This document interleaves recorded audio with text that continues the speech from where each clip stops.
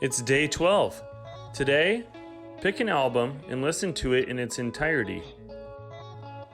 I recommend asking your mom or dad about an album they grew up on.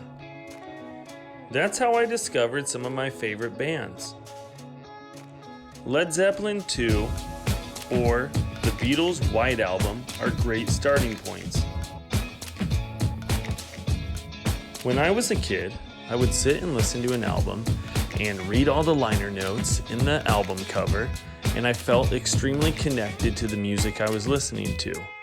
Here are some other recommendations. Pink Floyd's Dark Side of the Moon, Led Zeppelin III,